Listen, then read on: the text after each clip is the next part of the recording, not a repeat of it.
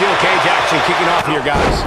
And there are few things more unforgiving than the cold steel of a cage match.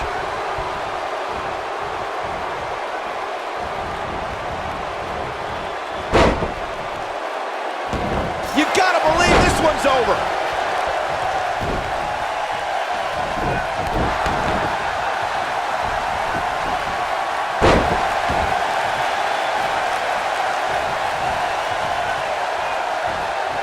Set him up.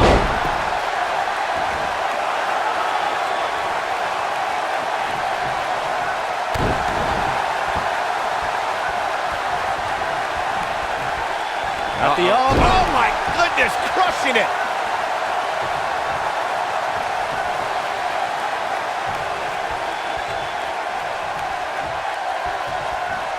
Oh, nasty impact.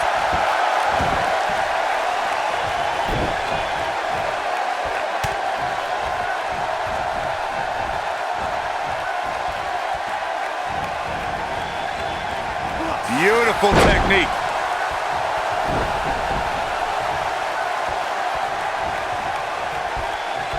Setting him. Oh, a shin breaker. Gonna be hard to walk after that. Looking for the super kick. Nobody does it quite like him.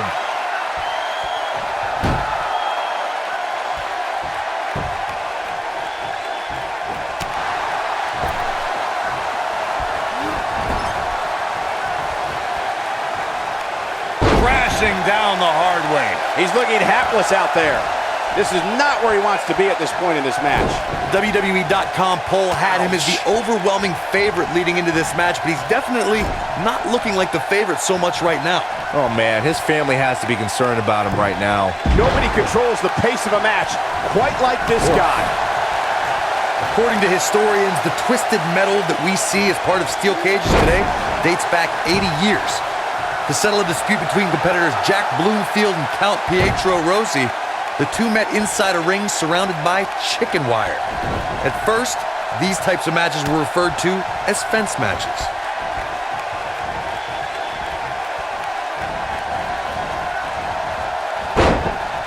Corey, you gave us an impressive history of the origins of the steel cage match.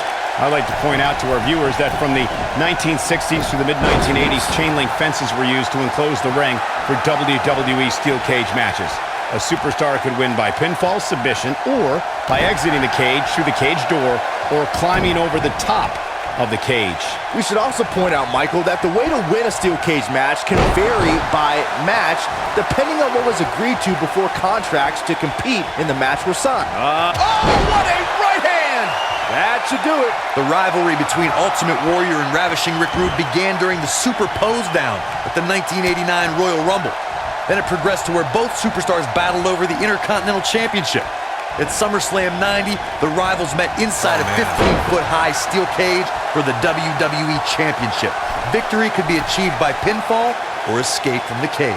Corey, the WWE Championship match between the Ultimate Warrior and Ravishing Rick Rude was the second half of the double main event at 1990 SummerSlam. The rivalry between the Warrior and the Ravishing One was so heated that no one knew what to expect once the two men were able to battle inside a steel cage, which at the time was the most grueling match in all of WWE. The Ultimate Warrior dominated early on with his incredible strength. Rick Rude turned the tables and used the steel surroundings to his advantage. At one point, Rude dove from the top of the cage onto the Warrior, but after the Warrior's signature Gorilla Press Slam, the Ultimate One climbed over the cage and retained his WWE Championship.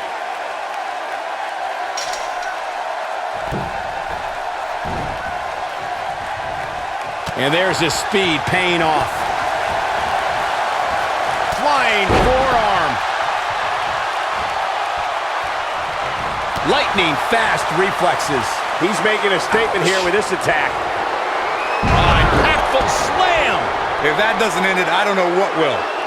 Yeah, there's no way this match isn't over after that one. He's not going to go quietly. No superstar worth his salt ever does. Corey, check this out. Yeah, that was amazing.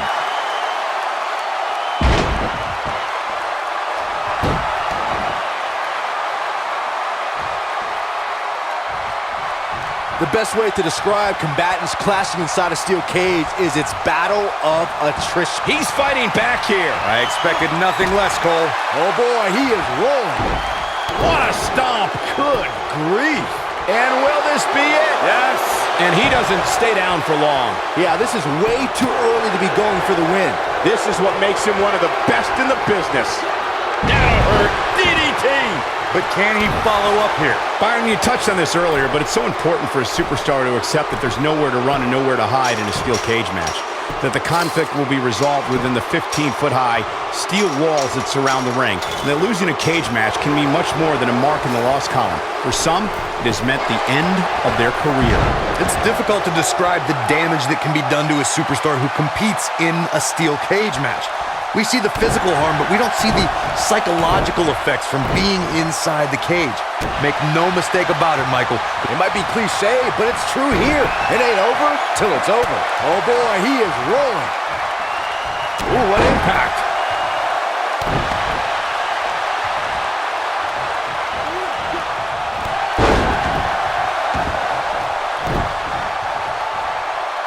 This is what every competitor dreams of when they decide to get into this business. A match at the granddaddy of them all. Wrestle super kick. That's how you put an exclamation point on the end of a match, guys. We've seen this before.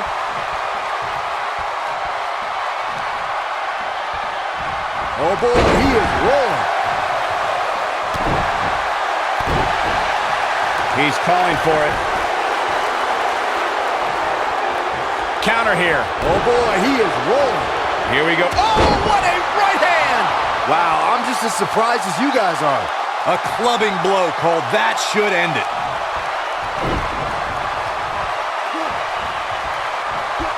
Oh, setting him up for that'll do some serious damage. Going for the big one.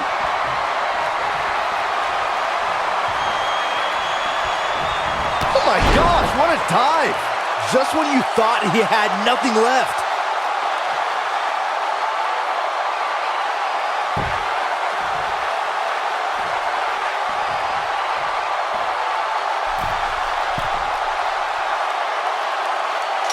It was right here in New Orleans that Paige defeated AJ Lee in her WWE debut to capture the Divas Championship, and you get the sense we'll be adding to that history by the time tonight's over.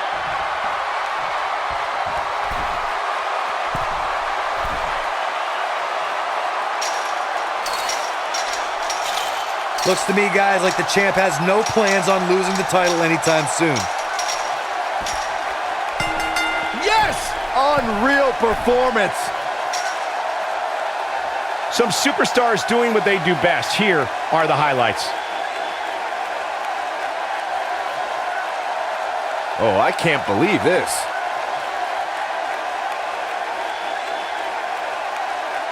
These superstars gave as good as they got, and these fans got their money's worth from the opening bell.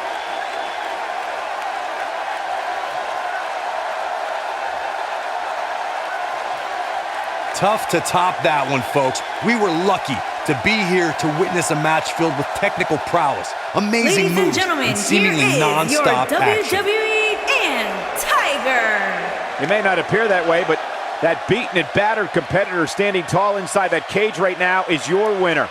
When you get a one-on-one match like that, you hate to see one of them come up short. But that's just the harsh